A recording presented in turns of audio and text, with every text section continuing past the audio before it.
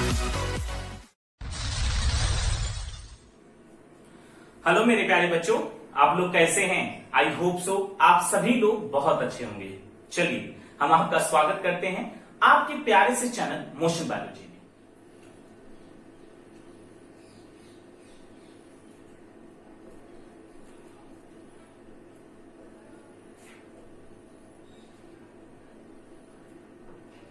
अरक्तता, इसको इंग्लिश में कहा जाता है सिकल सेल एनीमिया। हिंदी में ही ये पूछ लेता है, या इसको हसियाकार कोशिका या हसियाकार अरक्तता के नाम से भी आपसे क्वेश्चन पूछ सकता है, तो आप कंफ्यूज मत होइएगा। ठीक है, तो दात्र कोशिका अरक्तता ये जो डिजीज है ये ब्लड में होने वाला डिजीज है, यानी हमारा जो आरबीसी है उस पर ये डिजीज होता है। ठीक है, और यह रोग जो होता है बच्चों, इसमें एक लाइन हम लिखेंगे, यह अलिंग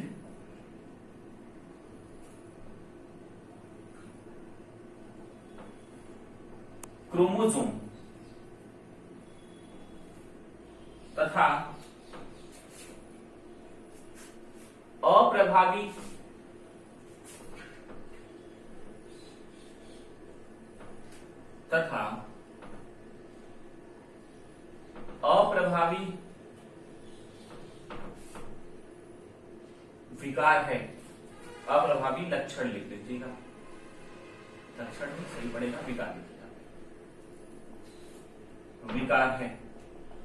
ठीक है, यानी ये सबसे इंपॉर्टेंट लाइन है, और ध्यान से देख लीजिए, आपसे मिलिट्री एग्जाम में क्वेश्चन क्या पूछ सकता है। अभी तक लिंगी गुणसूत्र पर बोल रहे, लेकिन ये दात्र कोशिका अरक्तता वो किस गुणसूत्र पर हो रहा है?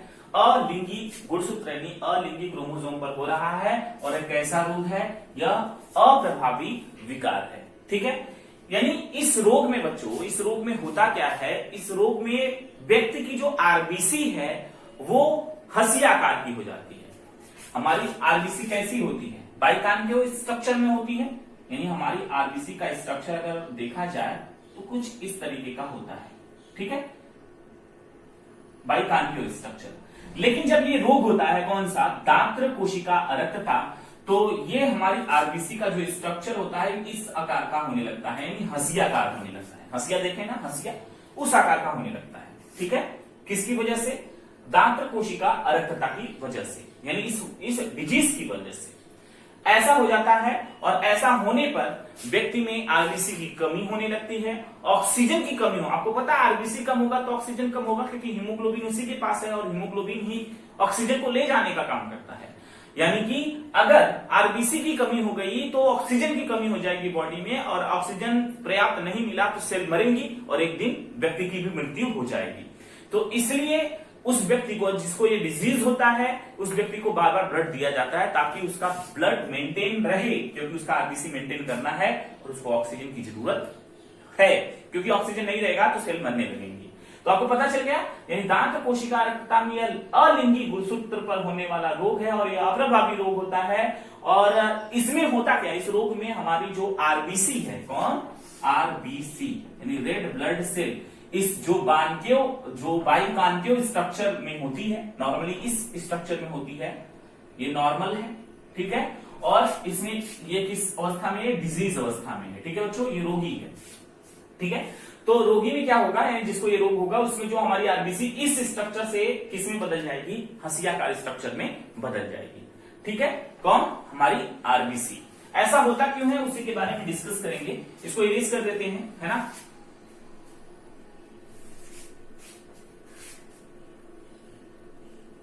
देखिए, हमारे पास जो आरबीसी है उस पे दो प्रकार की चेन होती है, मतलब प्रोटीन की चेन होती है। कौन कौन सी? अल्फा श्रृंखला यानी अल्फा चेन और बीटा चेन। ठीक है, अल्फा चेन और बीटा चेन होती है। जो कि बीटा चेन की बात करें तो जो हमारी बीटा चेन है किसकी? हीमोग्लोबिन। ठीक है, हमारा जो हीमोग्लोबिन होता है उसके अंदर जो हीमोग्लोबिन है तो जो आरबीसी में ही पाया जाएगा।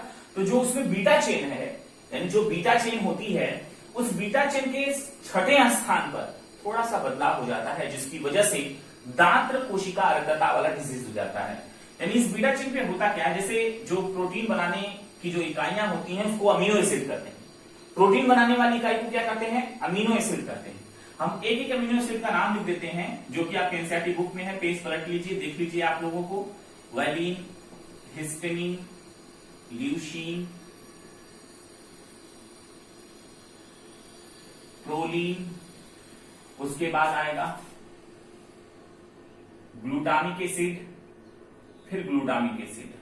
ठीक है, यानी ये जीन है। ठीक है, ये जीन है, सॉरी ये प्रोटीन का चेन है, किसका, बीटा चेन। ठीक है, ये क्या है, बीटा चेन है।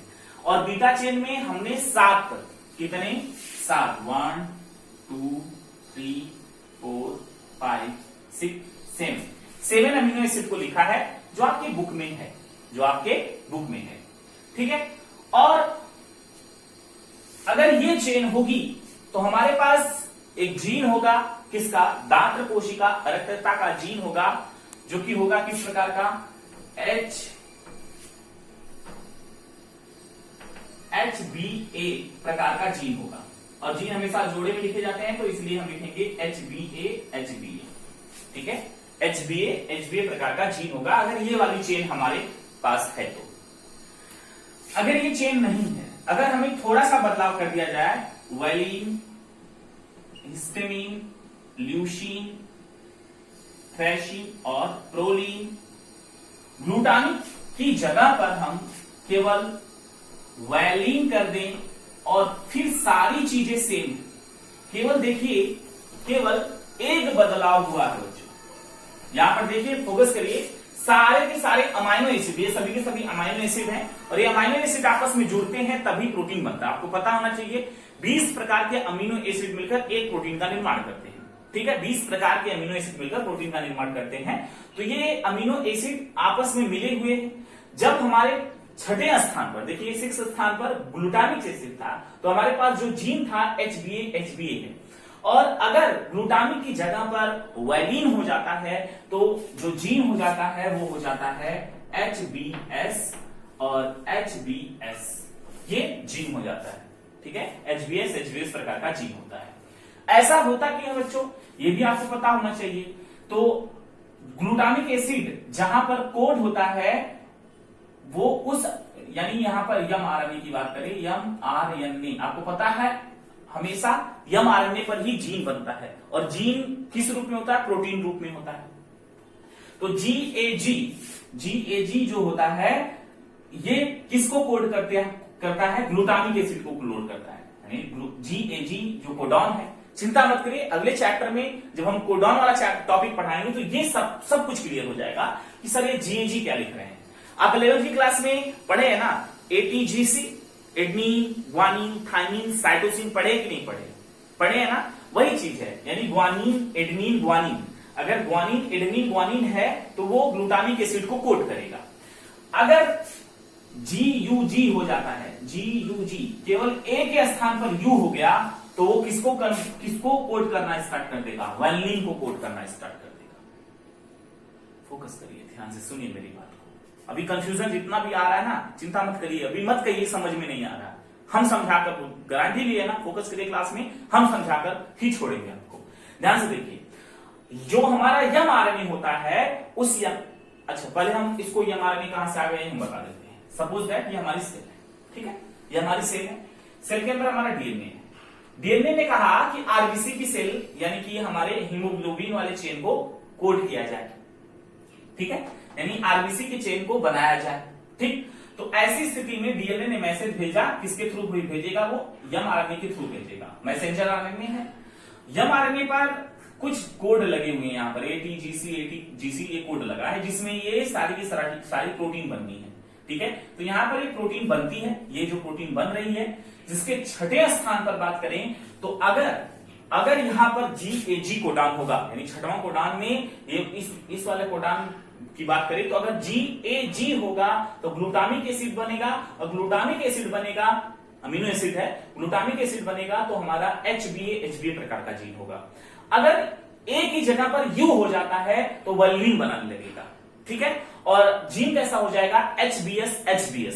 और जिस व्यक्ति के पास HBS ये रोग होगा, मतलब ये जीन होगा, वो व्यक्ति कैसा होगा, रोगी होगा, ठीक है। और जिस व्यक्ति के पास HBA जीन होगा, यह व्यक्ति रोगी नहीं होगा, ठीक है, ये रोगी नहीं होगा। और जिसके पास HBS डिजीज होगा, तो ये कैसा होगा, ये वाहक होगा। इसमें मेल और फीमेल पर डिसाइड नहीं है, मेल भी वाहक हो सकता है, फीमेल भी वाहक हो सकता है। हमने क्या बोला, इसमें मेल और फीमेल दोनों वाहक का कार्य कर सकते हैं, ठीक है। ठीक है बच्चों, ध्यान से सुन लीजिए, फिर से एक बार हम इसको बता देना चाहते हैं, उसके बाद हम इरेज करके फिर से एक एक पॉइंट क्लियर करेंगे। ध्यान से देखिए, दांत कोशिका अरक्तता, सिकल सेल एनीमिया। एनीमिया आपको पता है ब्लड से रिलेटेड है, यानी आरबीसी से कहीं ना कहीं प्रॉब्लम है, ठीक है।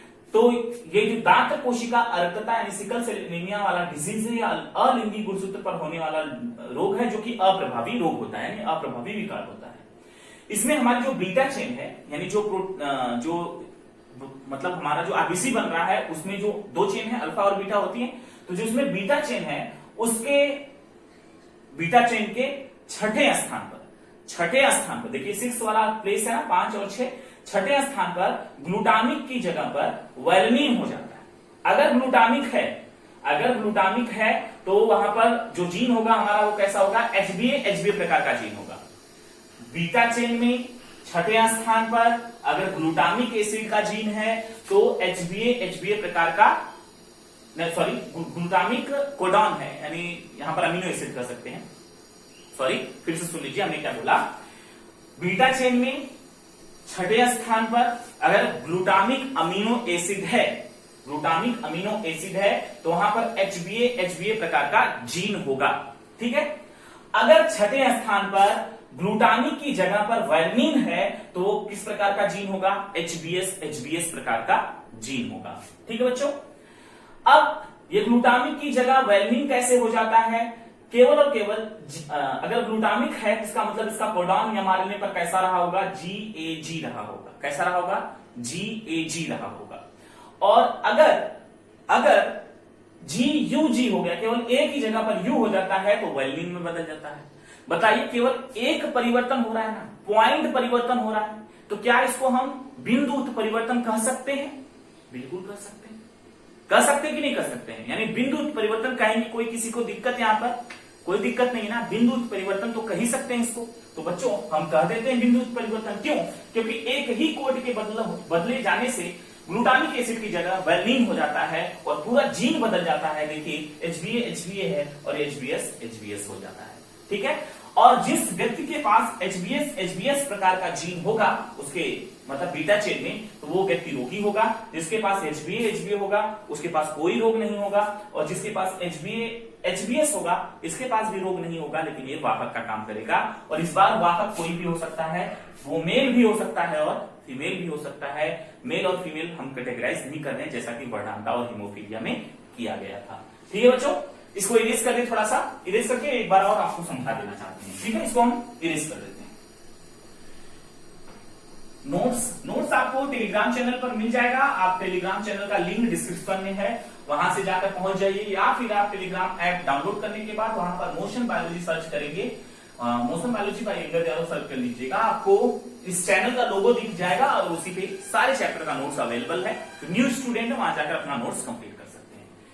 दांत कोशिका अरक्तता की बात करें, यानी सिकल सेल एनीमिया की बात करें, तो सिकल सेल एनीमिया में हमने क्या देखा कि दो प्रकार का जीन होता है। कौन कौन सा? HBA, ठीक है। HBA प्रकार का जीन है तो व्यक्ति को कोई बीमारी नहीं होगी। एक जीन और है HBS, इसमें व्यक्ति कैसा हो जाएगा? इसमें व्यक्ति रोगी हो जाएगा, ठीक। क्यों रोगी होगा? आपको पता है HBS क्यों है? क्योंकि छठे स्थान पे वेलिन हो गया है, इसके छठे स्थान पे ग्लूटामिक एसिड है। और GAG की वजह से ग्लूटामिक है, GUG की वजह से वेलिन है। और GAG में केवल एक ही कमी हो जाने, एक के बदल जाने से, एक ही जगह पर U हो जाने की वजह से HBS हो जाता है, ठीक है बच्चों। यानी ये व्यक्ति रोगी हो जाता है, ठीक। एक और जीन है HBA HBS ये क्या है? वाहक है। ये वाहक है, ये क्या है? ये निरोगी है, और ये क्या है? ये रोगी है। ठीक, इस बार वाहक मेल एंड फीमेल दोनों कोई भी हो सकता है। अगर सपोज दैट कि एक मान लेते इसको पुरुष, इसको मान लेते हैं महिला, ठीक है, इसको पुरुष और इसको महिला मान लेते हैं। अब देखिए क्या होता है, ध्यान से देख लीजिए। यानी यहां पर हम लिख सकते हैं क्वेश्चन कि एक पुरुष, एक निरोगी पुरुष, या लिख सकते हैं एक पुरुष का विवाह ऐसी महिला से होता है जिसके पास सिकल सेल एनीमिया यानी दांत कोशिका अरक्तता का रोग होता है। ठीक है, ठीक है बच्चों, सिकल सेल एनीमिया दांत अरक्तता कोशिका का रोग, इसका मतलब जब तक दोनों जीन HBS नहीं होगा तब तक ये रोग नहीं होगा। ठीक है, यानी जब तक दोनों जीन HBS नहीं होगा तब तक जो है बच्चों में रोग नहीं होगा। ध्यान से देखिए, अब अगर ये रोगी है और ये क्या है? निरोगी। अगर इसका विवाह हो जाए तो इसका क्रॉस कराइए, क्या मिलेगा?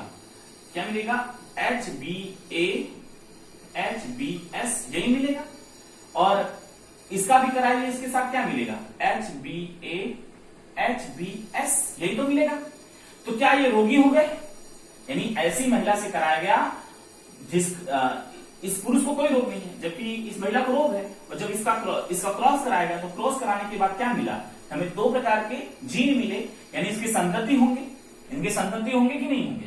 HBA, क्या इसको रोग होगा? नहीं होगा, क्योंकि ये वाहक होंगे, क्योंकि जब तक दोनों यस नहीं होगा तब तक रोग नहीं होगा। ठीक है, अब हम देखते हैं, चलिए एक और पॉइंट समझा देते हैं आप लोगों को। HBS ये मान लेते हैं मेल है, इसका क्रॉस कराते हैं किसके साथ? HBS। इस बार मेल भी वाहक है और फीमेल भी वाहक, दोनों वाहक। देख लीजिए, समझ में आ रहा है ना? दोनों वाहक हैं, यानी दोनों में कोई रोग नहीं है। ये बच्चों ध्यान से सुन लीजिए, जो वाहक होगा उसमें रोग नहीं होगा। ठीक है, तो इसमें कोई रोग नहीं है। इसका विवाह होगा, मेल एंड फीमेल का विवाह होगा। इनसे प्राप्त संतति कैसे हो सकती है? HBA है ना? HBA चलिए, HBA ठीक, HBS अरे भाई यहां पर तो हो गया काम गड़बड़। HBS आप कहेंगे सर दो बार क्यों लिख रहे हैं? इसलिए क्योंकि जीन हमेशा जोड़े में लिखे जाते हैं। देखिए बच्चों, ये तो निरोगी है, ये कैसा है? रोगी। यानी इसकी 50% जो संतान हुई वो कैसी हो गई? निरोगी। और 50% कैसी हो गई?